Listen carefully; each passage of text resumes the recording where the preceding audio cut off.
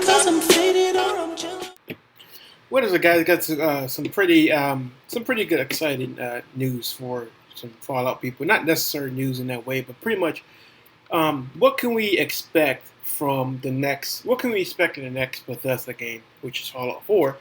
What can we expect next? In terms of features and possibly graphically, and more stuff like that. What can we find? What can we expect new? Pretty much. So I'm gonna go and get right into it. First, I want to kick off with now, if this is pretty much the questions, this is going to be kind of closing some gaps that some people are probably wondering about or not too sure about.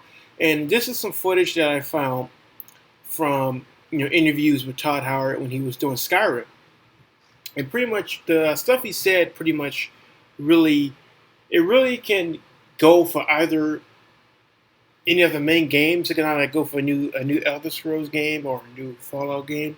It doesn't. It's not necessary he was talking about Fallout in particular, even though he was. But he was most likely saying, like, in terms of games of what we can do now. He didn't say, oh, what we can really only do now on this game. This is more what we can do really now as in games as a whole. So pretty much, I want to go ahead and just talk about this one first, which is a lot of people are really wondering, will you be able to continue playing the game after you beat the main story? Because in the Fallout games, and I believe Oblivion as well, when you play the game, you beat the main story. That's it. The game cuts off. It goes to the credits. You can only go back when you last saved before you actually completed the main story, before the entire game, cuts you off from the world. And that happened in New Vegas as well. So a lot of people want to continue afterwards. So that's what they had in Skyrim. So how in Skyrim how they had it where you continue playing afterwards. So to actually confirm that actually will be in Fallout 4, that you definitely will be able to play after you beat the main story. And here is some proof for that. Roll the clip. Sorry, when you finished the game before the DLC came out, you couldn't just go back and continue to explore. Are you guys going to lock the player out if they complete this game? No, that was a mistake, yeah. We were really confident about that. Then the game came out and we heard pretty loud and clear that was not what they wanted, so we're not going to do that again. No, you'll definitely be able to. When you finish the main quest, you can just keep playing. Okay, so now you've seen that one. So pretty much she was talking about how that was pretty much like a mistake, in development, how, why he really did that. And, how they're not going to do it again. So pretty much you guys will be able to keep on playing the game as much as you want, and how long as you want after you beat the main quest is what I'm trying. That's really great to know that they won't ever do that again. Because I wouldn't say it really was annoying, but I like he said, it was a really, mistake. It was a bad decision at the time. But now, since they are, continue. So that's really great. So moving on up to the engine now, of course, the whole graphics thing that, like I discussed before, with the Fallout thing, is how a lot of people was talking about how the graphics were bad. So pretty much in this one, he's talking about the new engine that was used for Skyrim, and pretty much they did all they really wanted to do for Skyrim at the time, and so it's not there wasn't really wanted to make real realistic graphics. I mean, like realistic, realistic doesn't really mean necessarily, realistic graphics. It could be anything. It could be realistic, movement. It could be realistic, realistic stuff that we do. We wake up every morning, we brush our teeth or whatever. It can be more of that are happen that will be happening in the next Fallout game. So pretty much just go look at this one, and it pretty much just talks about that. And yeah, let's roll it. Process going forward. Well, we came off of Fallout 3, and we're always moving our own technology forward, whether that's using a piece of middleware or doing AI or things like that. And we had a pretty big list of what we felt the 360, the PS3, and the high-end PCs could do. And so it wasn't like we said, we're going to rewrite the engine. We just sort of started, okay, let's do this to the graphics, let's do this to the gameplay. And over the course of, we started hitting that hard right after Fallout 3. So I'd say over the course of like the next year and a half, it turns out, we've rewritten all of this. Look how it looks, we're not using this anymore, we're not using this anymore. So that's actually when we decided to brand it. Like, we should call it something our own. Yeah. But it wasn't, from the get-go, it wasn't, we're going to rewrite the whole engine. It was priority list, and we ended up rewriting probably more than we thought we were gonna, but it worked out. They'll do well, and things they won't do as well as another game for one reason or another. There's always more fidelity graphically that you can put in something. So if we had a new system that had more memory and pushed more polygons, the game would have a bit more detail on things. But honestly, with HD graphics now, we're able to make it look the way we'd want it to look. So things might have more detail close up, but I think environment-wise, 20 feet in front of you would probably look the same. More speed will allow you to always put more detail, put more people on the screen.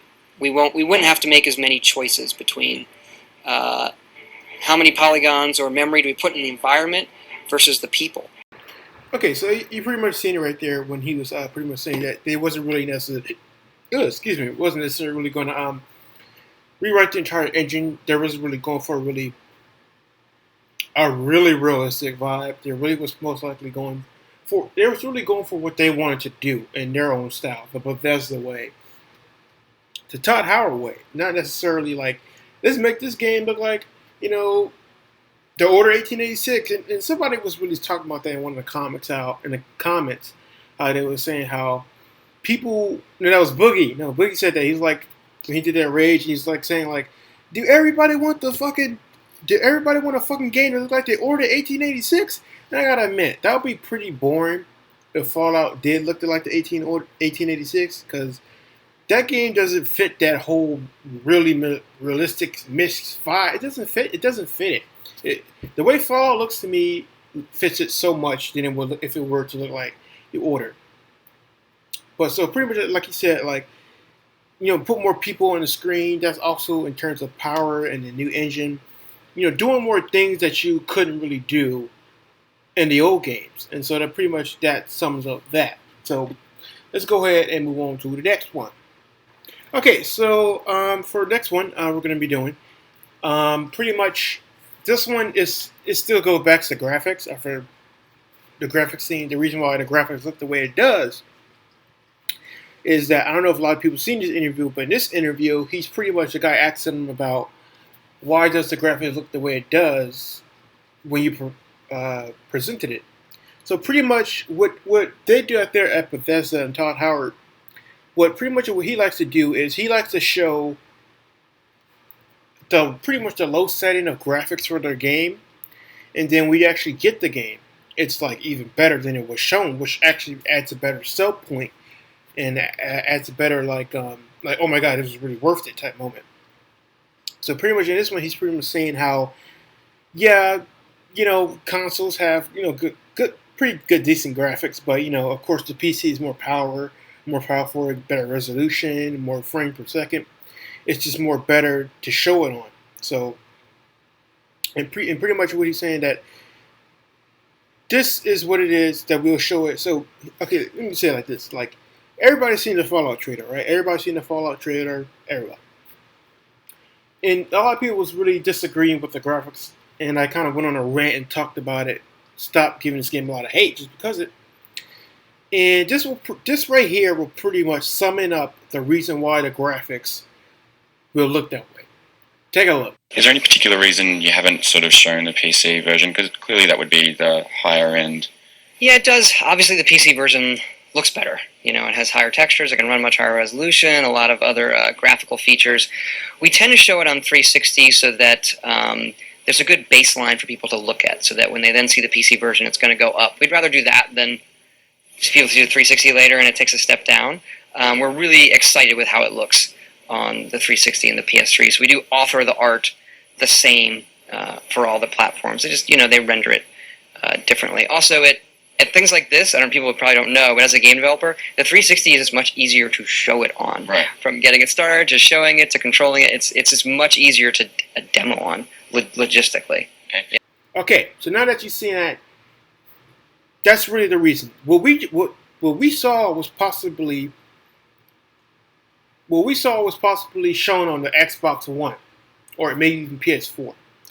The graphics may look a bit downgraded on consoles because, like he said, it goes to different rendering. There's different rendering with different consoles. Not every console or not every machine works the same. So on each console, it's going to look different. Fallout 4 is going to look different on PS4 a little bit. It's going to look different on Xbox One a little bit, and PC a whole lot of it. So it's I mean, it's really all about rendering, and you really got to understand that coming from a technical standpoint. You can't just say, "Oh my God, the graphics are terrible." You really got to understand that why it looks the way it does. You really have to understand that coming from a graphical point. So that pretty much sums up the whole entire graphics thing. So pretty much when everybody gets that game on PC or so, it's going to look a whole lot better. Trust me. So let's go ahead and move on to. Okay, so in the next one, pretty much this one's going to be talking about how. Pretty much how like in Skyrim, how you can't really change your look, and this particular interview was about the DLC Dawn Guard, and pretty much saying like, hey, now you can change your appearance and go back. You can find a lady, you can find a certain lady in a certain city in the game, and pretty much go back and change your look, which is your hair, makeup, whatever, but you can't really necessarily change your sex. So let's really hope that this right here carries over, or somewhat similar carries over to Fallout 4. Like in Fallout 3, you can you do it in New Vegas? I don't remember, but somewhat similarly. Let's hope that this is still in the game where you can change your look of your hair. And I remember it's the robot guy can change your look of your hair and your facial hair, and I believe eye color if I'm not mistaken. So let's hope that's in. Let's go ahead and roll with that clip. So it's one of the things like you can't change your face or hair in the main game. The first choice you make, you can never change it. But after a while, people get so you can go to her and then change what you look like. Can't change your race or sex. So there's things like that. You read that enough and you're like, oh yeah, we should have. Can we do that? Yes. Okay. What's the best way to do it? Okay, so pretty much that's all the stuff that I could find. I forgot one of them where you could when he was talking about how when you talk in real time, when you talk to a person now is now in real time. There's the stuff behind you is still happening as you were not to talk to somebody, rather than Fallout where you talk to somebody, everything froze. So hopefully, let's just say that is another feature that is probably definitely going to be in Fallout 4. Is when you talk to people, the world's still moving. As you're talking to that person, it's not like it freezes in the back, which kind of breaks the immersion, I should say.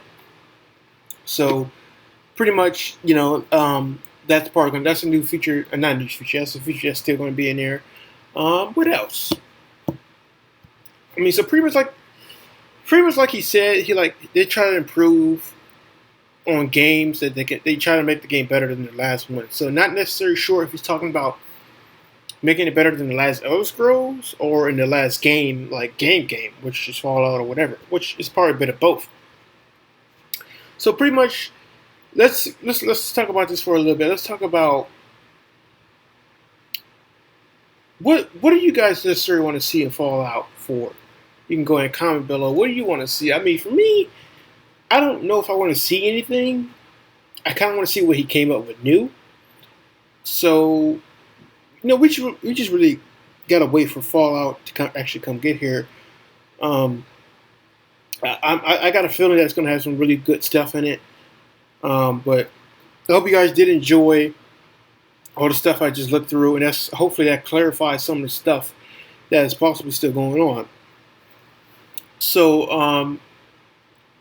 I'm really trying to think that is there something that I want to see that's different. I mean, I'm not necessarily sure. I mean, I could say better customizations. That's one thing. I think that's another thing. I think that's one thing that's probably going to be better. Is the customizations that you can make to your characters. It's probably going to be better than Skyrim. This time you can probably go really in depth, like in Saints Row, how you can make the cheekbones and the lips small or big. Or if it goes like that, oh my God, I'm gonna make the sexiest freaking girl in that game. Watch. Oh my God, I can't wait. So pretty much, guys, that's all I want to bring to you guys today. And there is some news going around saying how some people already found out where Vault 111 is. Yeah, I seen that. Actually, seen that video. But I mean, you know, they're actually using. When I seen that, they was actually like using a map of the real Boston. And the thing about it to me is that you can take a landmark from a city, a real city, and put it in your game, whether it's next to each other, a couple hundred yards away, whatever. But it doesn't necessarily mean that it has to be like the actual city. So I don't know if that was they were really going for or what, but to me, I'm not going to believe any of that until the actual game comes out. Like, cause you know how like these people, oh, it's going to have. To me personally, I think that is just spoiling the game for people. Because when you actually do play the game, you're going to be like, oh, I already know where it's at because people told us. Guy told us. So I think that's necessarily really spoiling the game for people. Because when you get it, it's like you already know what your birthday gift is before you even fucking get it. You're spoiling the game really for yourself and a lot of people. So I don't really tend to really look at those videos. But all I can say is that guys, when a game really comes out, they show you when they really show you what's there, it's real. I'm not really don't really try and go for all these people with the whole like this is there and this there. When you can get the game, it could be totally different. So pretty much, guys, I hope everybody sum up the graphics thing. I hope I sum up why the graphics look that way, and more as other stuff. So I hope you guys liked the video. If you did like it, go ahead and leave a like and comment and subscribe if you want to. No pressure over here. I don't peer pressure or that sub button. Go ahead and do it if you want. But I'll see you guys all on the next one. Yeah, man, Fall 4. I can't wait. Stay calm and play video games. See ya. See ya. Move on and shine.